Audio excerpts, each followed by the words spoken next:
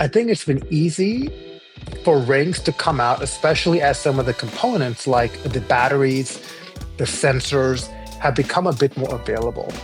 I think what brands, especially ring brands, completely underestimate is the algorithms, the software, and the user experiences that go into it.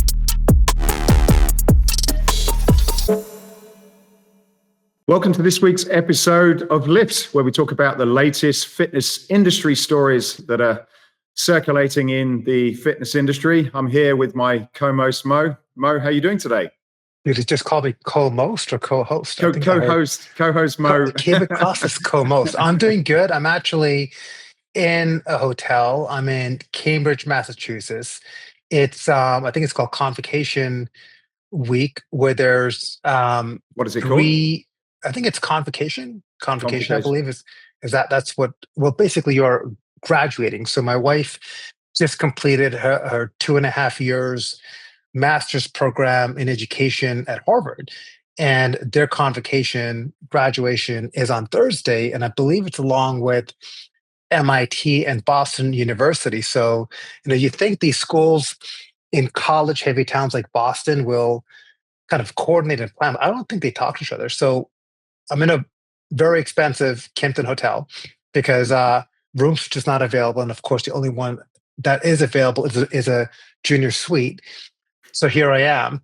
And it's going to be a good week, but it's been a gorgeous day. I'm overlooking right now the Charles River. I had a good 8-mile run this morning, which I thought was going to be a 4-mile run, but I didn't gauge the distances visually. And I'm looking at, okay, there's Harvard there. I'm close to MIT.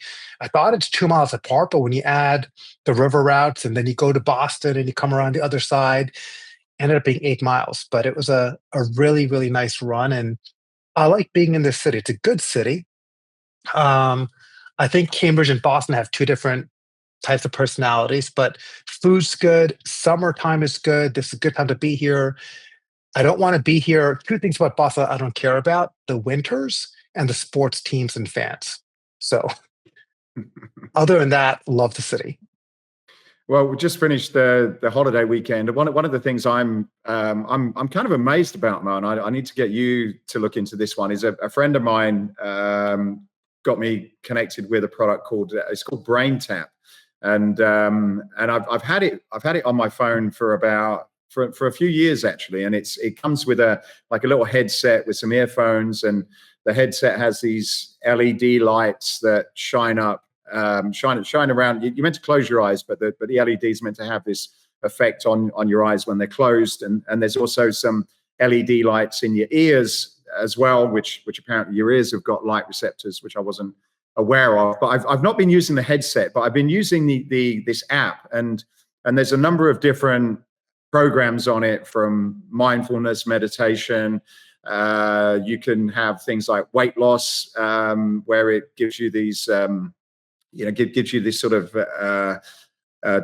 I don't know what you call it, like sort of incantations that you talk about as or a guy talks about, and you listen to them. But one of the things that I was super impressed with is I was wearing my Oura ring with it, and I tried the meditation one, and I've never been able to do meditation. Always struggled to just stay focused long enough to get through it. But I've been doing this 20-minute meditation, and essentially you just sit down in a quiet space. And I've been doing it just before I go to bed, just when I wake up in the morning, and then sometimes midday. I've tried 3 different times. But you put it on, you listen to this guy talk about being calm and being positive and things, and there's these beats, kind of special sounds that they play in the background. But my HRV when I'm on this is better than what I've had from any night's sleep.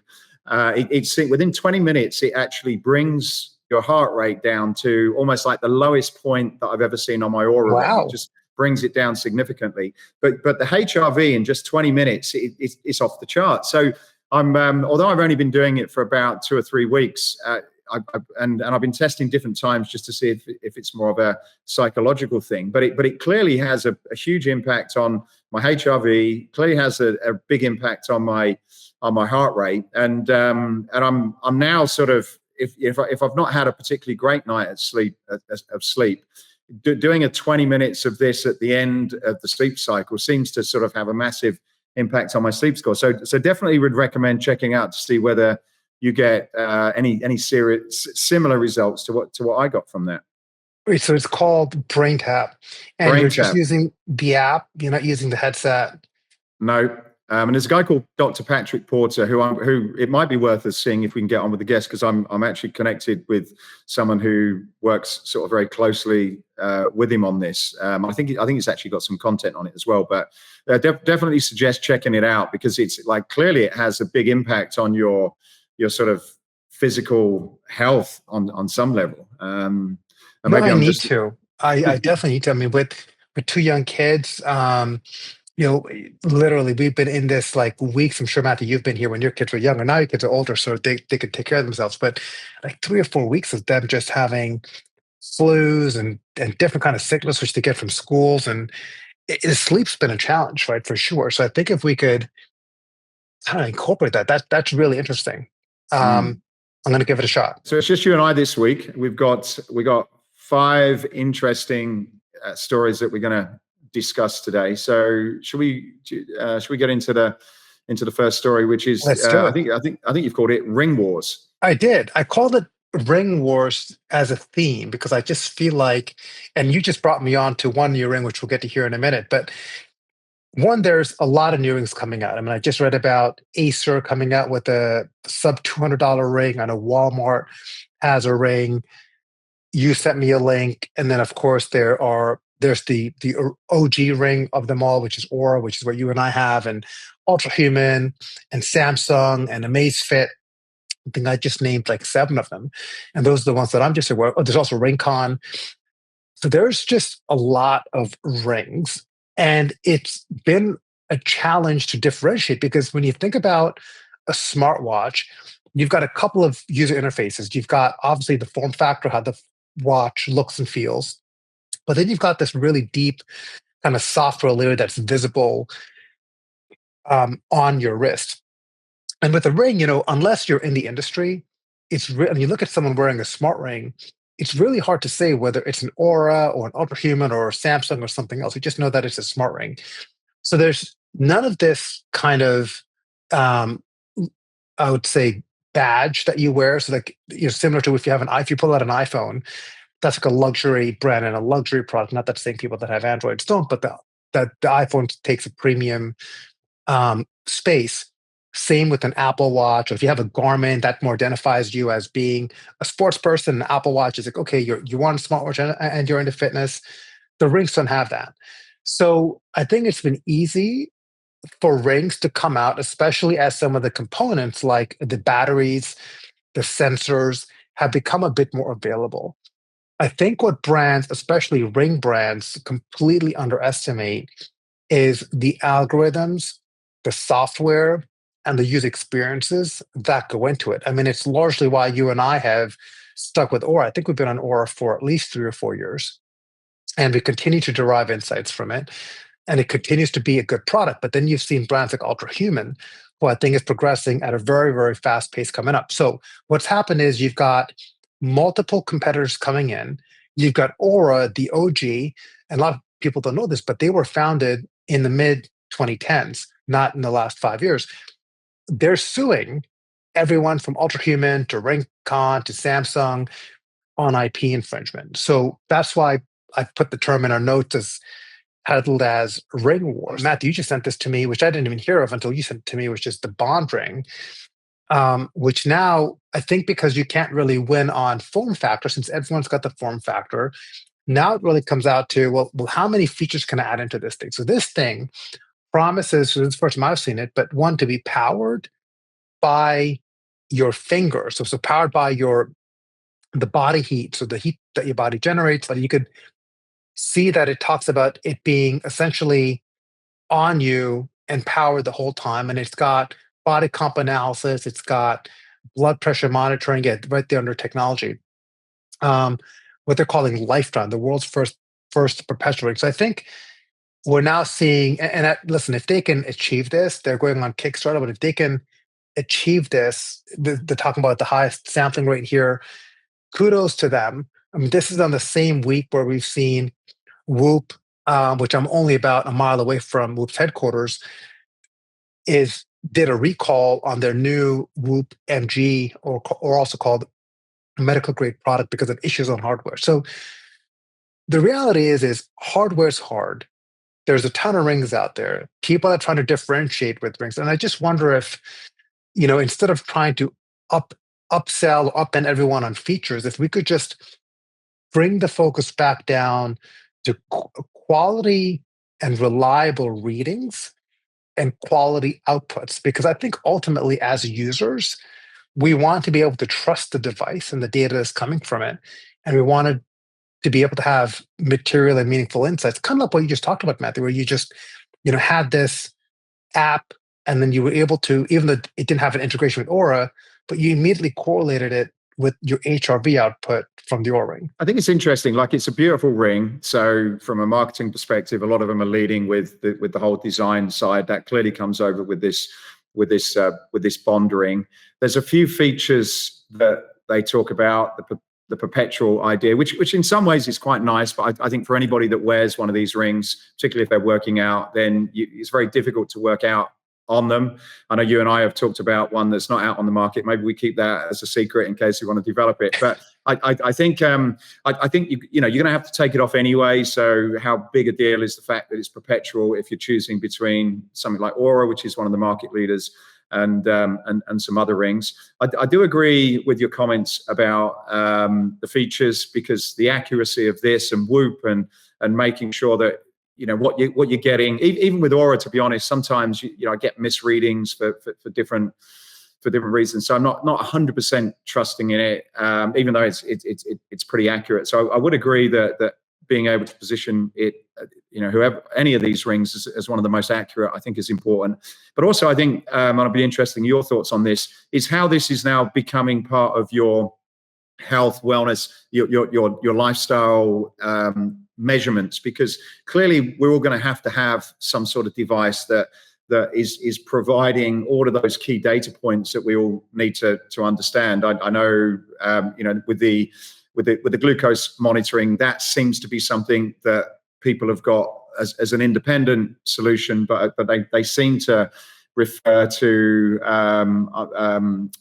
I think some of these rings are now mentioning that they're either offering some sort of glucose, or they will be offering that in future. So I think combining that could be quite interesting. Also, this Bond ring mentions that it's got built-in ECG and even body composition tracking, which is curious to whether that's actually even possible from like a ring. I'll let you comment on that in a second as well. So I think for me, I'm almost looking for one really cool wearable that I can integrate into my life that has those essential metrics, and I certainly believe in the sleep ones are being very important, but has those essential metrics that provides accurate data and almost is going to be the horse to bet on in the long term. Because even if you think about a lot of devices, I was reading an article about BlackBerry at the weekend. If you look at all these devices, Palm Pilots and that have been around, and you've got piles of them in your sort of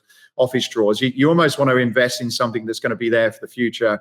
And I think a leading brand that you can see is going in that direction is probably a safer bet. But I don't know. It'd be interesting to see how it shakes out. I'm skeptical about things like this Superhuman, because it's almost like, is it, are they going to be there? Are they just an imitation product of Oura and Whoop?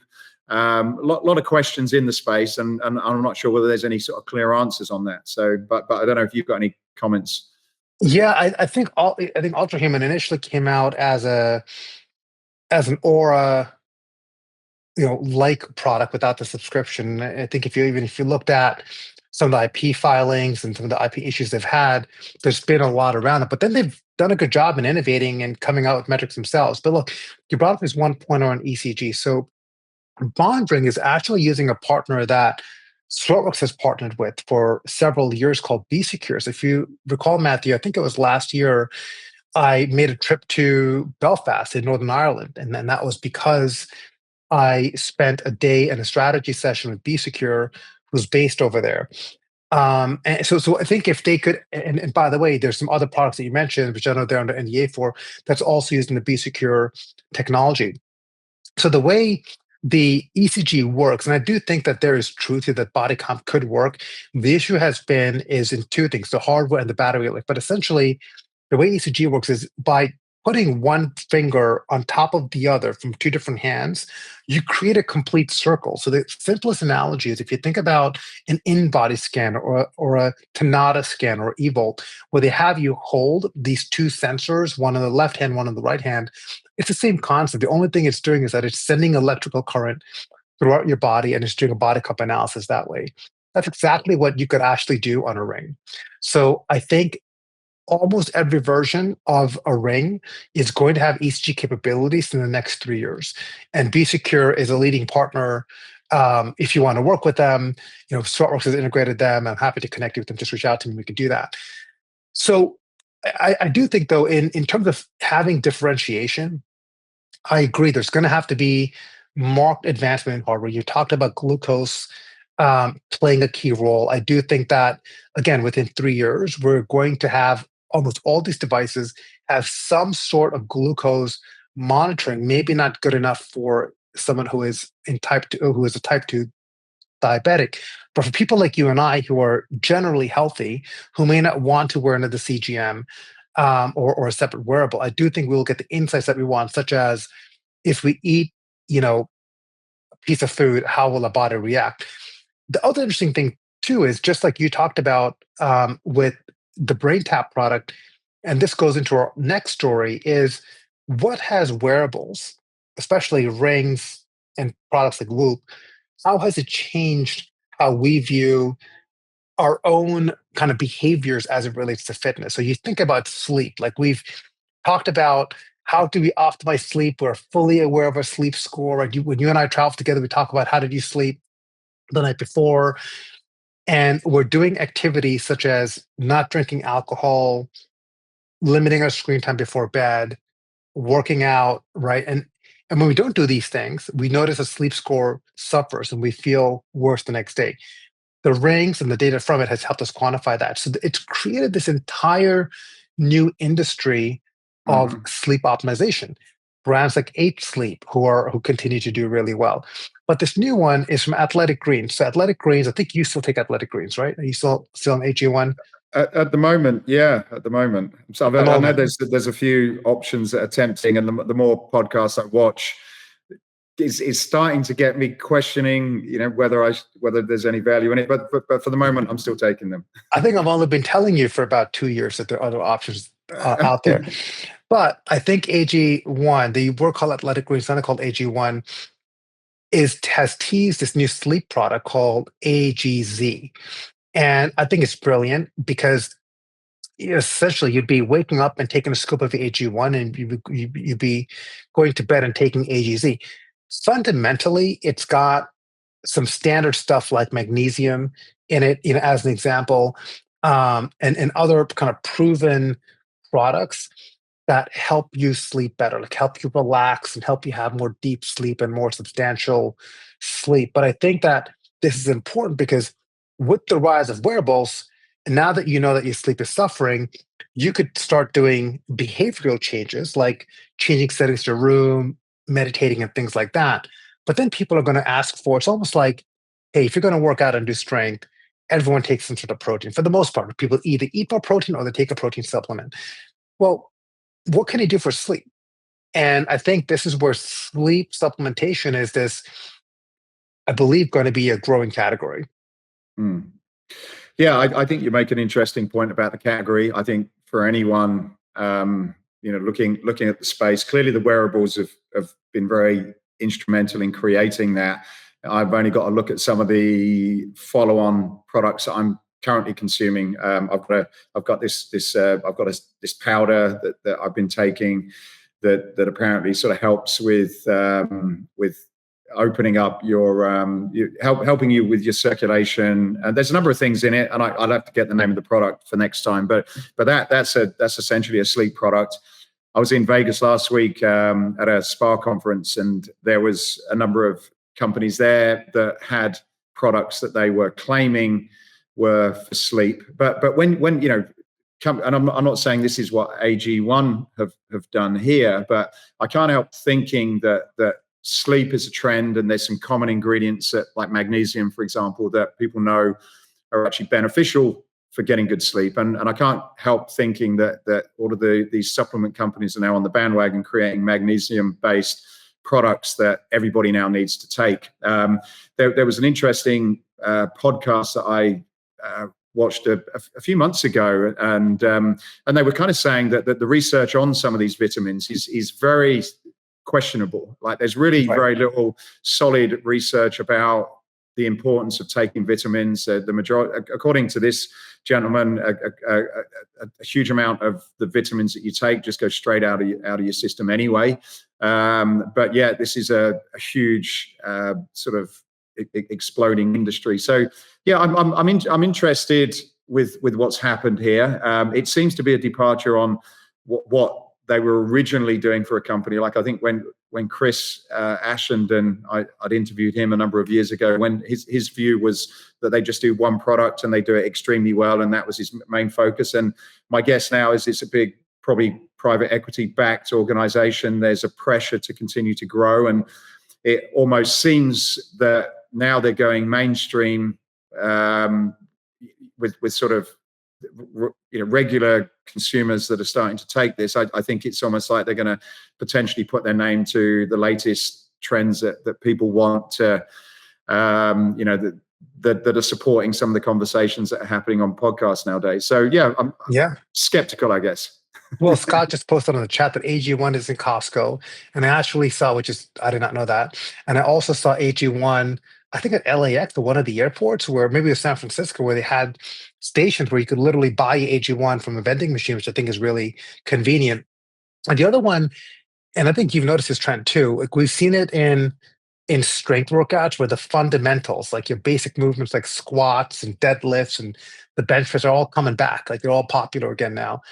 What about creatine, Matthew? Have you seen that? Like, creatine is something that I think you and I have taken. Now everyone's on creatine, and it's funny because when we were younger, and I think you've got a few years on me, but I remember you do this creatine load cycle where you take, I think it's 20 grams a day for the first 5 days, then you go down to 10.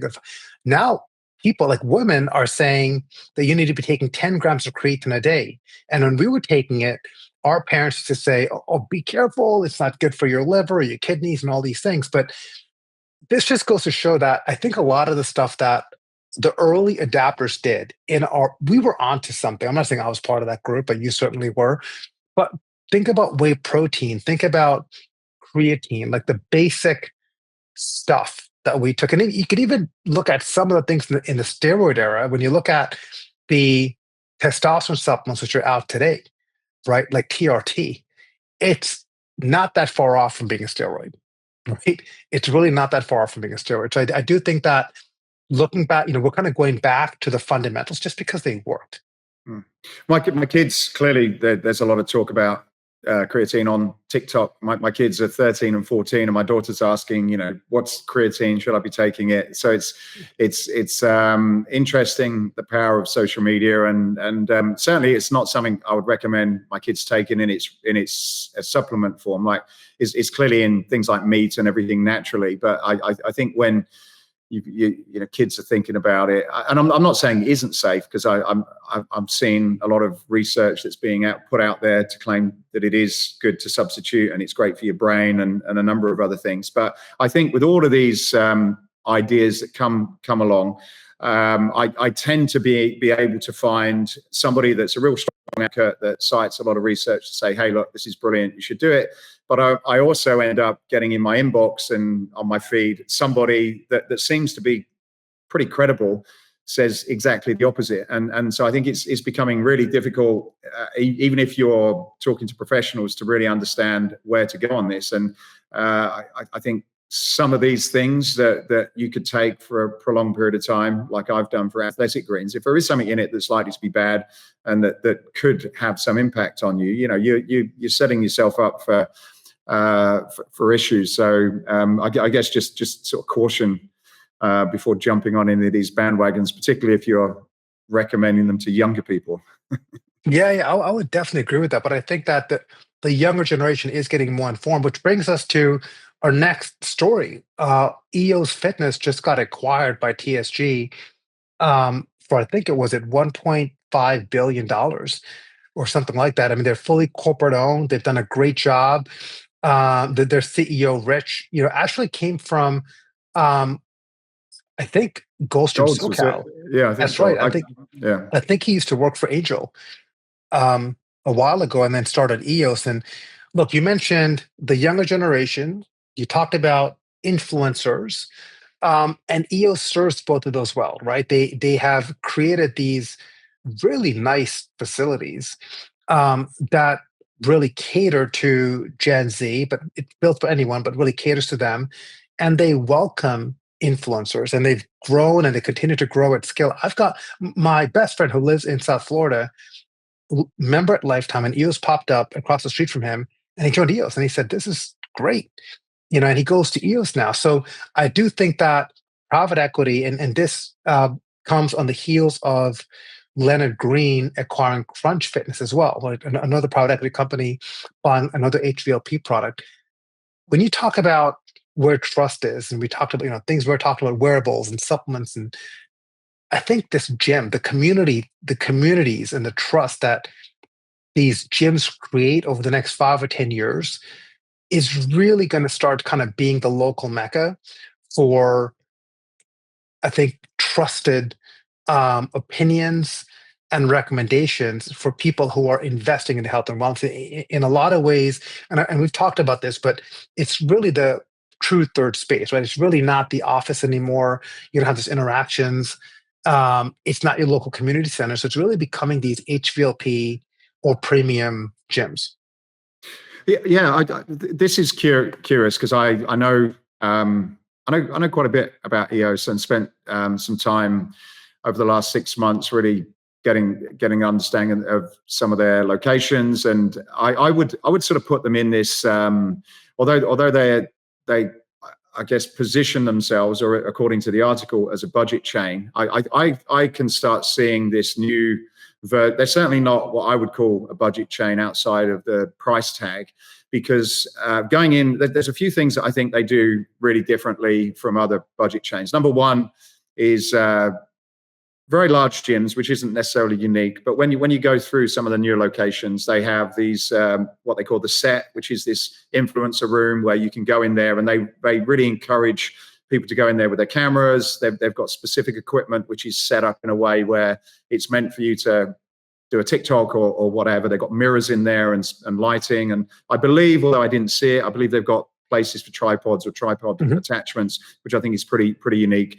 They've got booty rooms or glute rooms, so really nice rooms that are specifically focused on that type of training with some specific equipment. They've got your huge free weight area and squat racks and all of the equipment that would go in a traditional lifting area, as well as all of the other equipment. Group exercise studios. They've got huge recovery areas. So it's when you look at what they provide, this one here that you can see on screen is $9.99. Oh, and also they have cold plunges and saunas, which they're starting to put in some of their locations. So really, it's quite amazing in terms of what you get from a value perspective. And then when it comes to equipment, which I think is quite unique as well, is they're not opting for the brands that you traditionally see in low cost. So a lot of low cost gyms have traditionally had Matrix in there, which tends to be a sort of a low priced brand for that type of for those types of facilities. What you see in there is you've got a lot of Life Fitness and Hammer Strength. You've got things like Arsenal Strength in there, and so they've E-gym too.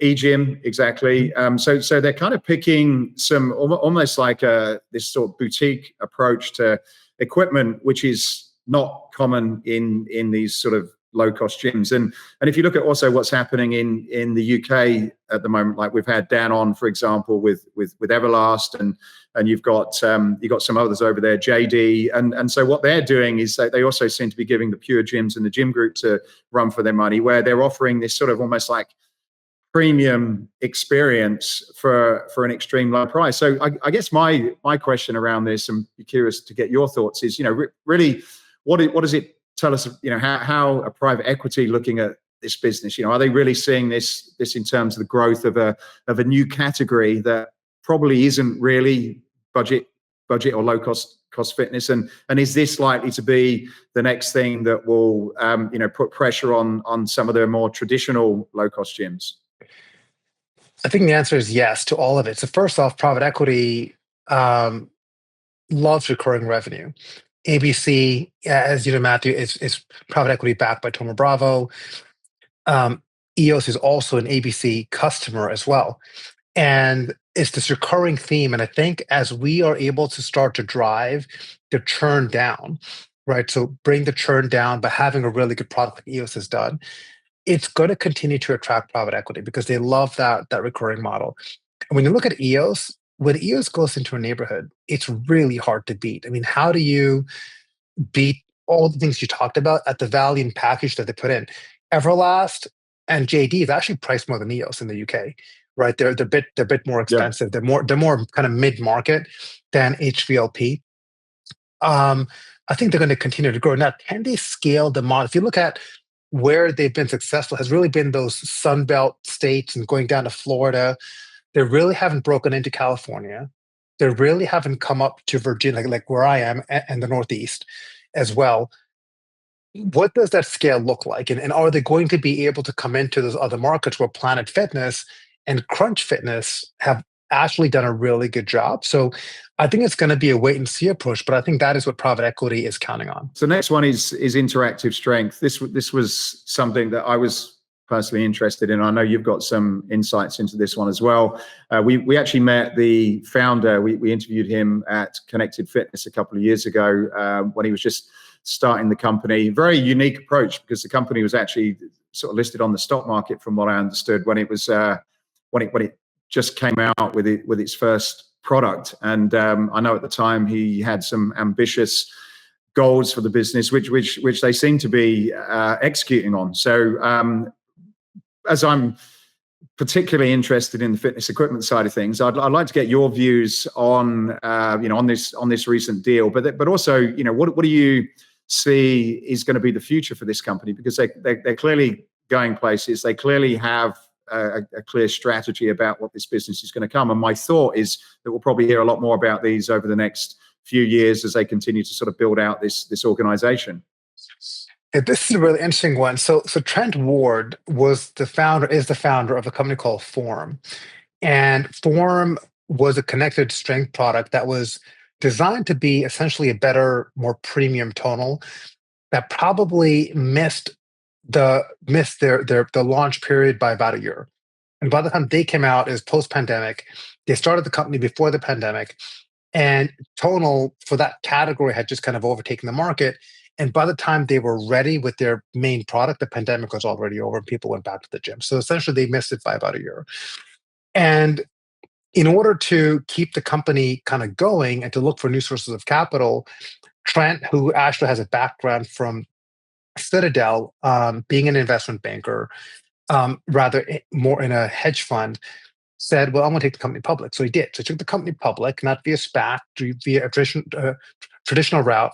And the ticker symbol is TRNR. And since then, when we met with him, he said, well, look, I created a good product in Form, which is kind of my foundation, but I'm not going to look to scale this product. And what he was looking for is to buying kind of high value, but somewhat of distressed assets that he can get at a great price, recognize the revenue, and help them scale through distribution. And he did that. So this first deal was Climber. So he acquired Climber, which is a vertical climbing product. And what that gave him was two things. One, a connected product in addition to Form. But more importantly, I think we talked about this many, many podcasts ago, was a distribution channel through Woodway. Then he went ahead, and this is a deal which I advised on, acquired the largest connected home fitness company in Germany called Sportstech, a company that peaked at about 120 million during the pandemic, more recently did about 55 million. And that deal was announced to be acquired and is still working on being closed right now. And what you just brought up was recently, about a month ago, he acquired a UK-based company in performance cycling called Wattbike. And I think a lot of people who listen to this podcast are familiar with Wattbike. And what all these companies kind of needed, and I think what Trent is trying to build, is truly an ecosystem ecosystem. It's truly to say, and I know some of the other things that he's working on, new initiatives right now, which kind of speak into building an ecosystem. So what we're going to find from companies is that just having one product or having two products is really not going to be enough, because it ultimately comes down to value, right? And hardware, we went through this era, Matthew, where people said, and I have a hardware background, but people said, hey, it's all about software. No one wants to invest in hardware, especially with all the issues with the pandemic. But we stuck through it.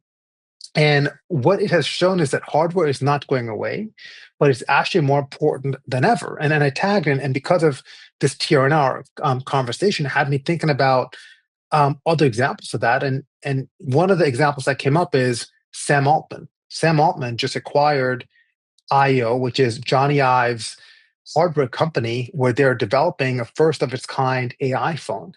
And he acquired this company, which is staggering, 50 people, but for $6.4 billion. So we talk about EOS being acquired for $1.5 billion at 170 locations. This company has 50 people, has a single device prototype, which you don't even know what it is yet, that's not even working, for $6.5 billion. Why did that acquisition happen? It happened because of two things which are critical and are hard to do in our market today. First is hardware, and second is AI. And if you're able to bring those, and for those people that don't know who Jony Ive is, he was the lead designer behind some of Apple's iconic products like the iPhone, the iPad, the iMac, and so on, and left Apple to start his own agency called Loveform. Now, as part of this deal, Sam Altman's OpenAI bought IO, but Loveform is going to continue to be independent, but they're now going to take over all design and UX for OpenAI, which means that we're going to see some incredible things happen with ChatGPT. And I know we're both users of ChatGPT. Not only I think is that going to completely transform the UX UI, but I also think that this device, I mean, who knows? This could be that next iPhone. I mean, the iPhone is about, I think this is the 20th anniversary of the iPhone is 2025. This, potentially could be that next breakthrough moment, is OpenAI combining with Jony Ive to come out with the next evolution, the next generation of hardware products, which are AI based. Yeah, I'd probably argue that there was the third point, and that's Jony Ive, or I think he's Sir, actually, isn't he now? Sir He is a Sir. Jonathan Ive. That's right.